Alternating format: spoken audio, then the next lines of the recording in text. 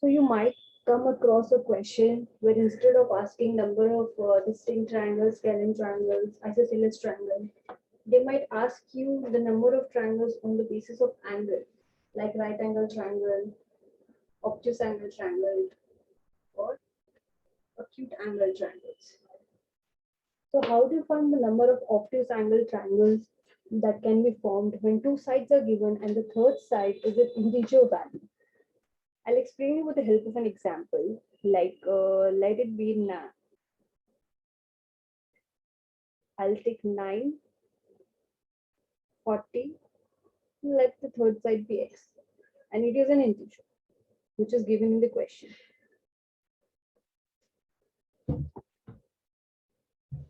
So according to triangle equality condition, we have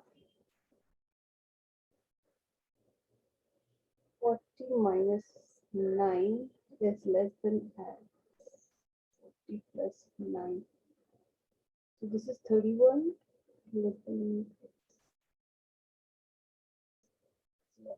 49. So the range of x belongs to 32 to 48.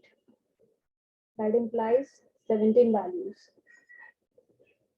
You cannot count 48 minus 32. That will give you a wrong answer as 16 value. It's always 48 minus 32 plus 1 when you count the range.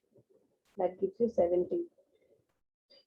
So this is the number of total triangles in terms of size. Like if you do obtuse plus acute plus right angle triangle, it's going to be 70.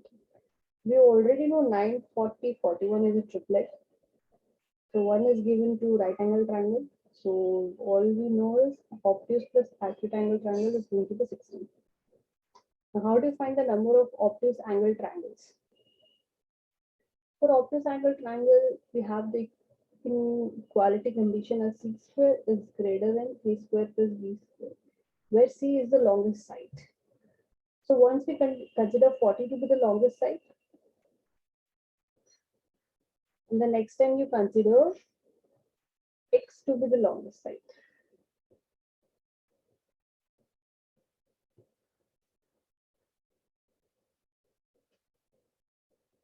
So in this case, you get 38.9 rather than x.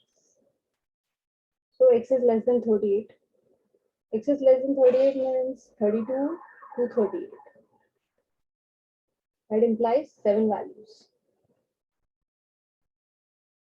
And in this case, x square is greater than 9 square plus 40 square. So x is going to be greater than 41. So the range is 42 to 48. Again, 7 values.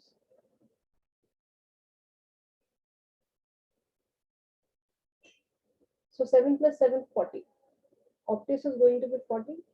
So acute has to be 3.